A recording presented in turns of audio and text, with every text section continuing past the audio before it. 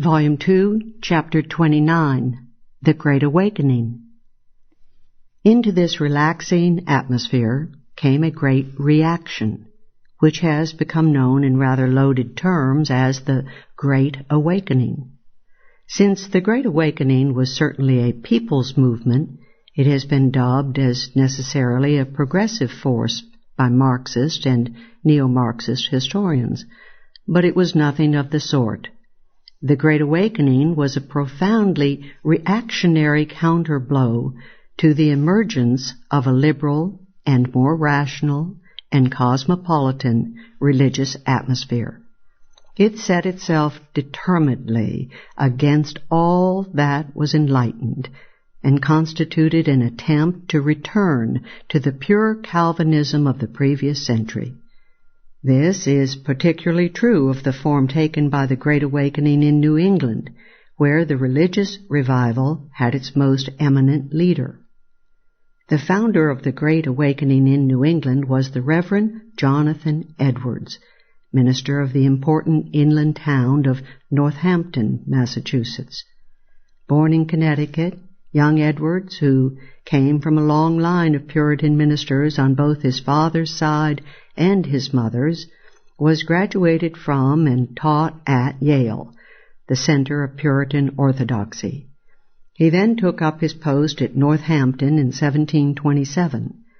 Edwards was horrified to find Northampton happily filled with a most un-Puritan addiction to mirth and jollity, including the frequenting of taverns.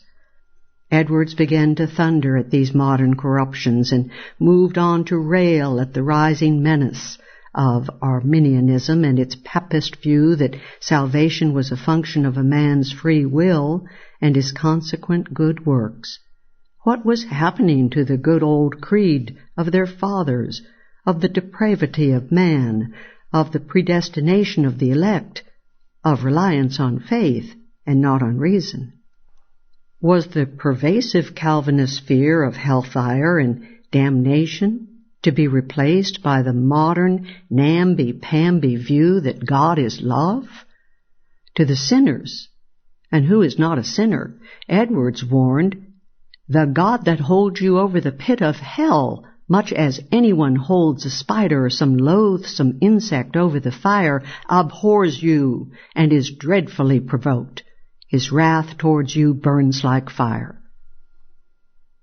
It is possible to pinpoint the time when the rapidly growing influence of this oratory reached a crisis and accelerated and burst into flame. December 1734. Religious concerns swept the people of Northampton. Other discourse than of the things of religion would scarcely be tolerated in any company. In an orgy of proclaiming their repentance, over 300 people of Northampton soon professed conversion to the true faith. Children formed prayer groups to repent the monstrousness of their sins, and Edward's own uncle committed suicide in remorse. The intense religious excitement faded in Northampton by the spring, but the precedent had been set, and the revivals of the Great Awakening spread to other towns in the colonies. Apart from the content of the creed, the mechanism and strategy of the revival movement was profoundly reactionary. In contrast to the older Calvinism, it functioned by whipping up the emotions of the masses rather than by serving or convincing their intellect. With emotional frenzy and hysteria suspending sober and rational conviction, the leaders of the revivals soon reached the point of making this frenzy the acid test of a person's true Christianity. A man, even a minister of Christ, was still a sinner unless he too had been born again and experienced conversion by emotional hysteria. Meanwhile, the Great Awakening had begun independently among Calvinists in New Jersey. It was launched there by the Reverend Theodore J. Frelinghuysen of the Dutch Reformed Church. Frelinghuysen arrived in New Jersey from Holland in 1720 and immediately began an evangelistic revivalism, attacking the sobriety and intellectuality of Dutch Reformed orthodoxy. The new revivalism soon split the Dutch churches into pro- and anti-Frelinghuysen factions, which were battling furiously by 1723. In 3 more years, Frelinghuysen's converts were increasing and spreading beyond New Jersey. A particularly important convert was the Reverend Gilbert Tennant, a young English-speaking Presbyterian who took up the task of spreading the revival among Presbyterians in New Jersey. Tennant and his ministerial brothers soon controlled the New Brunswick Presbytery of central New Jersey, and emotional revivalism spread throughout rural New Jersey and to Newark and on to Long Island and Pennsylvania. The revival encountered bitter opposition among the Presbyterian ministry, angry at the emotionalism of the new movement. The various trends of the revival movement were soon fused into a great awakening by the first of the continental tours of the famous English evangelical preacher, the Reverend George Whitefield. Young Whitefield was one of the first members of the small Holy Club at Oxford University, which stressed evangelical preaching to the masses and constituted the first of the Methodists. Graduated from Oxford in 1736, Whitefield was ordained an Anglican priest and soon won fame as by far the most popular and crowd-pleasing evangelist of the day. It was soon to become evident, however, that Whitefield was not a true Methodist, for while he and John Wesley used similar evangelical methods, Wesley was at once a liberal believer in free will and in more rigorous observation of the Anglican rite, while Whitefield cared little for ritual and a great deal for Calvinist orthodoxy. Whitefield and his followers soon broke off to form the Calvinistic Methodists. Whitefield's important tour of America took place in 1739 and 1740 as he crisscrossed the colonies, drawing enormous crowds, arousing great enthusiasm, and cementing the whole revival movement. Harvard students were roused and converted en masse, and even the cynical Benjamin Franklin was greatly impressed. In contrast, the brilliant young liberal Jonathan Mayhew, studying for the ministry at Harvard, wrote bitterly of Whitefield's largely subliterate following. As for himself, "I heard him, Whitefield, once, and it was as low, confused, puerile, conceited, ill-natured, enthusiastic a performance as I ever heard."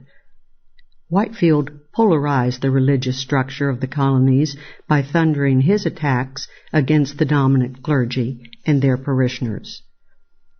All too many historians have been misled into treating this movement as a great lower-class protest against the wealthy and the dominant classes.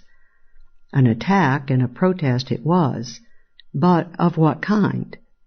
Not any sort of egalitarian or Marxist rallying cry, but a profoundly reactionary and demagogic appeal to the masses against the liberalism, cosmopolitanism, intellectualism, and sobriety of the religion of the day. In short, this was a cry of mystical religious fundamentalism against the trappings of civilization that had begun to emerge in America. Whitefield denounced Christians and their ministers for not having experienced their Christianity in an emotional frenzy. He deplored colleges such as Harvard for being seed-beds of liberalism. He vilified the luxuries of the rich. That this cry appealed to the lower classes, indeed to many people of all classes, is beside the point. This was a religious and not an economic class movement. Whitefield's triumphal tour introduced him to his admiring allies, Tennant and Edwards. Tennant was moved to level a bitter attack on the unconverted ministry, and to the applause of Whitefield and other evangelists, joined in trying to weed out of Christianity all those ministers who did not support the revival movement. Whitefield's preaching in Northampton brought a dramatic new upsurge of revivalism to New England. During early 1741, Edwards and other ministers became itinerant evangelists throughout New England, arousing demonstrations of frenzy and huge crowds. Edwards warned of sinners in the hands of an angry God, and the Reverend James Davenport from Long Island denounced the bulk of the Massachusetts ministry as unconverted and leading their people blindfold to hell. These bitter attacks, of course, provoked a counter-movement in the churches. The reaction, as well as the attacks, spread through various denominations. As we have seen, Whitefield paid no attention to the Anglican Creed and made his appeal to all Calvinists. The polarization in Massachusetts and New England especially highlights the nature of the Great Awakening itself. For the opposition to the Great Awakening consisted of two disparate groups. The conservatives, like the Reverend Mr. Wigglesworth, aghast at the emotionalism and anti-intellectualism of the revival, and the liberals, headed by the Reverend Charles Chauncey of the First Church of Boston, who opposed virtually anything the Awakening stood for. The criticisms of the two groups, unsurprisingly, differed. Wigglesworth centered his attack on the disorderly individuality of the revival movement, whereas Chauncey, in his Seasonable Thoughts on the State of Religion in New England, 1743, concentrated on its fundamentalist emotionalism. By the very nature of polarization, it was inevitable that the most thoroughgoing group of critics, the liberals, should take the lead in attacking the Great Awakening.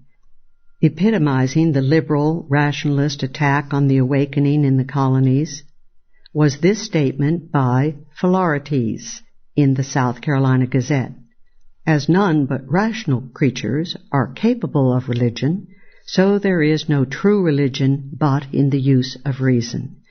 If we do not make it our own by understanding the reasons for it, we offer to God the sacrifice of fools, in which he has no pleasure. The congregational ministry soon split into the New Lights, who joined in the Awakening, and the Old Lights, who opposed it. The majority of the Massachusetts Ministerial Convention condemned the revival for its errors and disorders, while in Connecticut the General Convocation of the established ministry induced the legislature to prohibit itinerant preaching. Throughout New England, revivalists were splitting from their congregations and forming separate churches to become known generally as separatist. Emotions, particularly frenzied emotions, are notoriously fleeting, and the Old Light counterattack was soon able to crush the New Light movement. Even in Northampton, where not a single new member joined the church from 1744 to 1748. Whitefield's second tour of New England in 1744 was hardly triumphal. Although he attracted thousands, he was generally rebuffed and denounced by ministerial associations and by Yale as well as Harvard. Ironically, Jonathan Edwards was even ousted from his home parish at Northampton in 1750 when he abandoned the liberal practice of his predecessors in administering the sacraments to unregenerate members. This was far too purist, even for his own congregation.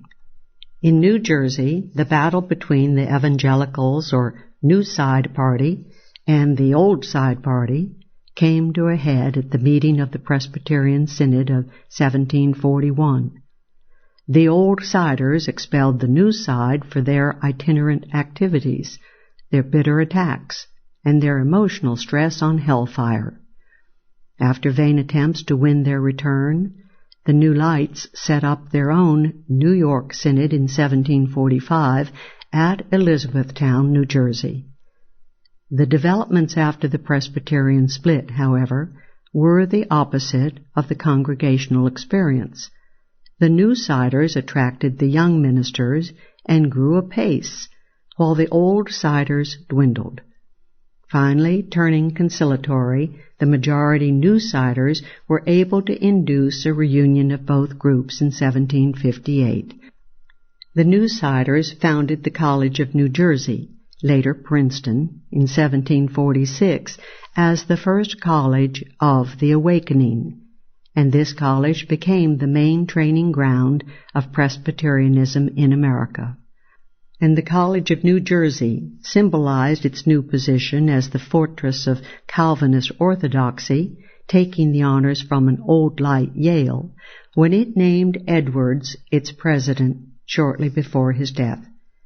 The immigrant Ulster Scots, formerly almost devoid of ministers, now received the expanding product of the new school and were instructed by New-Side ministers. Frelinghuysen, a leader of the revival movement, also sparked a schism in the Dutch Reformed Church in New York. The conservatives, however, stood no chance there, for they called for remaining under the authority of the classis of Amsterdam, as well as for services in the Dutch language, whereas evangelicals wanted independence for the American church and preaching in English. Eventually, in 1772, the split was healed on evangelical terms. As the New Side became dominant among young Presbyterians and finally conquered the church, the new Presbyterian ministers to the Ulster Scot naturally brought the Great Awakening to the South. Early in the Awakening, a revival movement had begun among lay Presbyterians in Hanover County in the Virginia Piedmont. Led by Samuel Morris and inspired by Whitefield's sermons, they persisted as a New Side center, nourished by visiting New Side ministers. When the Reverend John Roan in 1745 bitterly denounced the established church and its ministers, Governor William Gooch with equal bitterness condemned such false teachers who, without order or license, lead the innocent and ignorant people into all kinds of delusion, including railing against our religious establishment. In response, the Virginia grand jury indicted Roan for vilifying the established religion, as well as 2 laymen for speaking ill of the establishment, and for allowing Roan to speak in an unlicensed house of worship. The 3 were eventually convicted and forced to pay small fines and court costs. The embattled old siders of the Philadelphia Synod welcomed Gooch's intervention against their enemies. The New Siders won permission to continue operations from Gooch, but 2 years later the governor and council issued a proclamation to prohibit all itinerant preachers. At this point, the New Lights of Virginia were saved by the arrival of the young Reverend Samuel Davies as the first settled Presbyterian minister in the region. The relatively moderate Davies was able to win a license to preach from Virginia's governor and general court. The Reverend Mr. Davies actually won the hearts of the Virginia authorities with his fervent warmongering during the French and Indian War. Davies found it easy to substitute the enemy for the devil in his sermons. Thus, "Ye that love your country, enlist, for honor will follow you in life or death in such a course. Ye that love your religion, enlist, for your religion is in danger. Can Protestant Christianity expect quarters from heathen savages and French papists? Sure, in such an alliance the powers of hell make a third party. Ye that love your friends and relations, enlist, lest ye see them enslaved and butchered before your eyes." Shortly after this bit of elegant demagoguery, the Reverend Mr. Davies achieved the pinnacle of his career. Like Jonathan Edwards before him, he became president of the College of New Jersey until his death 2 years later in 1761. Despite their rapid expansion in the South, the New Side Presbyterians faced two inherent restrictions on their growth among the masses: the moderation brought to the movement by Samuel Davies, and their stringent requirements that their ministers be properly educated.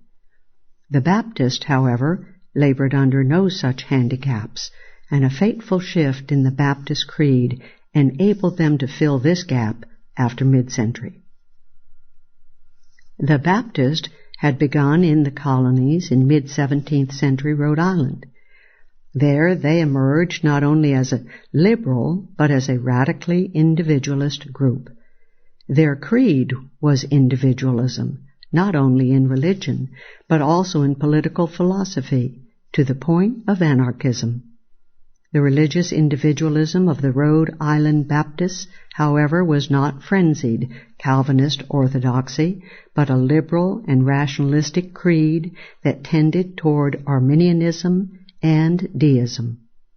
It is not surprising that, with such a heroically radical creed, the Baptists did not exactly flourish in the colonies. They managed to grow moderately, however, and to establish centers in Virginia, North Carolina, South Carolina, and New York early in the 18th century, in addition to their previous membership in New England. Their main center soon became the new and expanding colony of religious liberty, Pennsylvania, and the first general organization of American Baptists met as the Philadelphia Association in 1707. Ever since the founding of the Baptist sect in early 17th century England, however, there had been two drastically conflicting and contradictory strains within baptism. The general, that is, those subscribing to the individualist, rationalist, and Arminian creed, and the independently founded particular Baptist, that is, Orthodox Calvinist, except for their opposition to infant baptism and differences over church polity. The American Baptist had always been Arminian, but the church had remained small. Under the impact of the Calvinist outburst of the Great Awakening, the Philadelphia Association, in a fateful turning point in Baptist history, abandoned the great tradition of the American church and swung over to a rigid Calvinism in 1742. The Baptists had not yet gone so far as to join the Awakening, but this drastic switch to Calvinism paved the way for their eventual surrender to the new movement. It soon became clear that the old lights were winning the struggle for the capture of the Puritan churches of New England.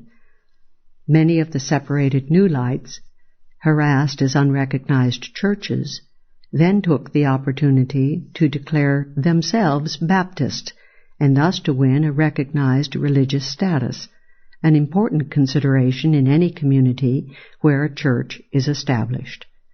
And the shift of the Philadelphia Association to Calvinism made this course an especially easy one.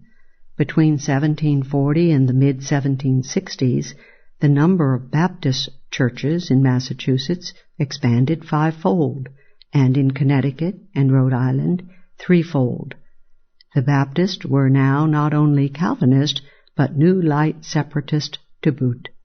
By 1764, the Baptists were strong enough to found Rhode Island College, later Brown University, though it began on liberal principles, with various Protestant sects sharing in control of the college. By the early 1760s, the Baptists were ready to meet the Ulster Scots and the Presbyterians southward. To meet the demands of the masses, they allowed virtually anyone, even illiterates, to dub themselves ministers and to take up evangelical preaching. By 1760, the separate Baptist, led by the former New Light, Connecticut Congregationalist Shubal Stearns, had taken up headquarters at Sandy Creek in Guilford County in western North Carolina. From there, the Sandy Creek Association spread the separate Baptist gospel into Virginia and South Carolina. They soon far overshadowed the sober and educated older or regular Baptist churches in these provinces. Moreover, with their enthusiasm and uneducated ministry, the separate Baptists were able after 1760 to grow far more rapidly in the South than were the Presbyterians. Indeed, they grew extremely rapidly, especially in Virginia and North Carolina.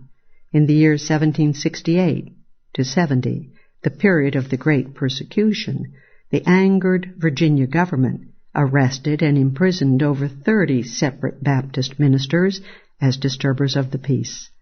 But the persecutions only served to multiply rather than restrict the number of Baptist adherents. Despite Whitefield's original connection with the Church of England, the Anglican Church remained a stronghold of opposition to the Great Awakening. Indeed, many old-siders, when defeated in their own communions, turned to the Anglican Church. Methodism began as an evangelical tendency within the Church of England. As such, it first took root in the Colonies in 1763 in Dinwiddie County in southern Virginia, with the New Light preaching of the Reverend Devereux Jarrett. Cooperating with Methodist lay preachers emerging in New York and Maryland, Methodism grew rapidly in the vicinity of Jarrett's parish. Of all the major church groups, the Quakers were the least affected by the Great Awakening. The Quakers were already pietistic and individualistic, and thus were not affected by this major attraction of the Awakening. 2. The Quaker creed was highly optimistic and liberal, and at the opposite pole from the rigid, predestinarian Calvinist theology. The consequences of dynamic new movements are not always the same as their original objectives. For one thing, although the Great Awakening was by no means an economic class struggle in intent, its permanent consequence was to bring about a sharp religious split throughout the colonies along income and educational class lines. The upper classes would remain sober and rationalistic, whether as Quakers, Deists, liberal Congregationalists, conservative Congregationalists, or Anglicans. The lower classes would adopt emotional and evangelistic creeds as New Side Presbyterians, Methodist, or Baptist. Previously in America, there had been few, if any, religious splits along class lines. The Great Awakening, while reactionary in nature, also had progressive and libertarian consequences. The Awakening split had fragmented the Protestant churches. In doing so, the New Lights found themselves at war with the established church in the various colonies, with the Puritans in New England and the Anglicans in the South. At war with the establishment, the New Lights were willy-nilly pushed by the logic of their situation into libertarian positions, and they contributed greatly to the weakening of the establishment in New England and the South. Liberalism in Massachusetts and indifference in the South had already weakened these establishments internally, and the fissures opened by the Awakening greatly furthered this task. Moreover, the ensuing multiplication of sects made it far more difficult for any one sect to establish itself in place of the old creed. In short, the Awakening permanently made matters far more difficult for any sect to become or remain an established religion. The most severe struggle against establishment came in Connecticut, where control by the established quasi-Presbyterian Church was far more rigorous than in the more liberal and more truly Congregationalist Massachusetts. The Connecticut Old Lights, in control of the established church, were far more willing to tolerate other dissenting groups than their own separatists, At the behest of the old light ministers, the Connecticut Assembly in 1742 outlawed itinerant as well as unlicensed preaching and took away tax support from new light ministers. Unlicensed or itinerant ministers were to be fined or expelled from the colony. The following year, toleration of dissent, as established in the Act of 1708, was repealed, and religious dissidents were required to obtain special permission from the Assembly.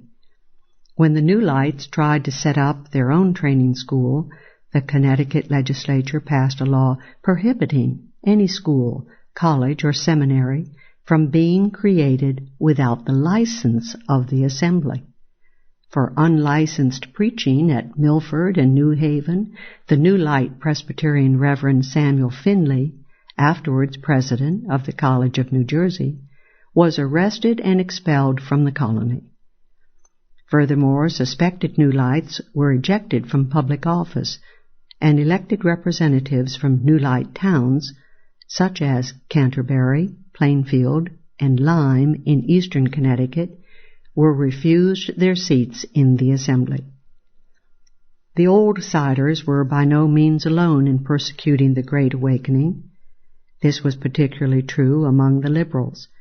In 1743, Governor Jonathan Law of Connecticut wrote the powerful Dissenting Deputies of Great Britain, defending the persecutions in view of the troublesomeness of the Great Awakening movement. The dissenting deputies replied in a friendly but firm reminder of libertarian principles. They, too, deplored the delusions and disruptions of the Great Awakening.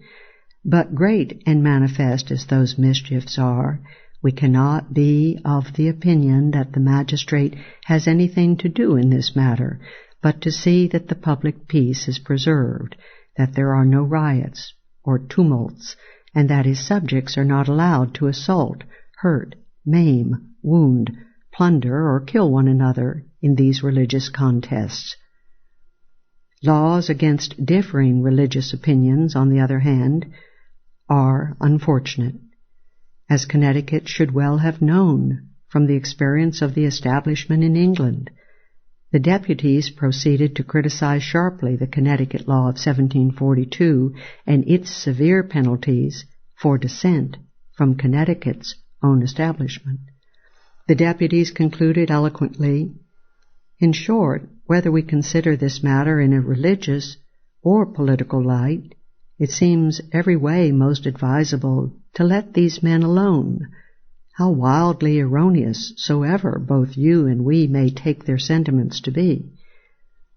So great was the prestige of the dissenting deputies in New England that, before long, Connecticut had adopted the bulk of their advice. The campaign of persecution did not stamp out the New Lights.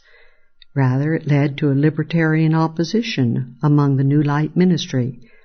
The New Light Association of Ministers of Western Fairfield County denounced the use of the civil power to impose ecclesiastical discipline. They also called for more genuine Congregationalism in the Connecticut Church. The separatist New Lights only came to adopt a libertarian anti-establishment posture by the logic of their political position as a dissenting minority, after they had been clearly defeated in their attempt to control the Congregational Church. Only after several years did the logic of the situation push more and more separatists into opposing an establishment. The first clear-cut separatist opposition to the principle of establishment in Connecticut came in 1747 in the town of Canterbury in eastern Connecticut, the site of the colony's most violent struggle between the two congregational factions. And from Yale, all of the rebellious New Light students were expelled, and the senior class's attempt to reprint John Locke's Letter on Toleration was suppressed by the college. Finally, the students won their academic religious freedom by threatening to appeal the situation to the Crown. At last, the reaction against the persecutions in Connecticut triumphed, and in 1750 the persecutory laws were repealed. The Puritan establishment continued on, however, along with taxation of the separatist for salaries for their tax-supported enemies. Separate Congregationalists and Baptists continued to be jailed for refusal to pay taxes to the establishment. Struggles continued between local Congregationalist and the quasi-Presbyterian church authorities. And this uncongregational type of control was weakened further in such cases as Wallingford. There, Old Lights separated from the majority New Lights of the local church and were freed from the obligation to pay taxes for support of a New Light minister. This breakdown of central control helped to weaken the establishment still further. The separate Baptist, in particular, inherited a Baptist tradition of religious liberty and separation of church and state that helped propel them to anti-establishment positions. However, coming from a different theological wing of their church, they were more influenced by the logic of their struggle and their minority position. The separate Baptist showed no sign of favoring wider separation of church and state than equality for their own sect, for example, of advocating repeal of compulsory church attendance laws, prohibition on work or travel on Sunday, outlawing of blasphemy, or banning of Catholics or deists from public office. In more liberal Massachusetts, the major fight for religious liberty among New Lights was conducted by the separate Baptist. In contrast to the far more tyrannical Connecticut, there were no laws against the freedom of the separate Baptist as such. But by the law of 1753, separate Baptists were in effect deprived of the exemption from taxes for the establishment, an exemption that had been granted to the general Baptist 2 decades before. This flagrant discrimination against the hated New Lights roused the latter to enlarge the libertarian situation into which they had been placed. Town officials enforced religious taxes against the separates with relish, often seizing goods for payment of taxes and imprisoning them for defying the discriminatory law. The separate Baptists drew up a memorial and remonstrance against the act. Written by John Proctor, a Boston schoolteacher, the memorial cited their grievances and called for repeal in order to provide equal freedom and independence with all other religious groups in Massachusetts. A movement grew in Massachusetts to imprison the rash signers of this petition, but wiser heads prevailed. It was not until 1770 that the worst features of this discrimination against the separate Baptist were repealed. The law served to liberalize the separate Baptist politically. One of their main leaders in Massachusetts, the Reverend Isaac Backus of Middleborough in Plymouth County, drew heavily on John Locke's Letter on Toleration in working out a theory of religious freedom. Here and there in the colonies, New Light ministers, repelled by struggles against persecution, began to adopt a broader libertarian outlook, at least in rhetoric. Thus the Reverend Mr. Davies referred in 1751 to men's natural right to follow their judgment, including the questioning and even rejection of authority. Davies, however, confined the application of this radical principle to religious matters.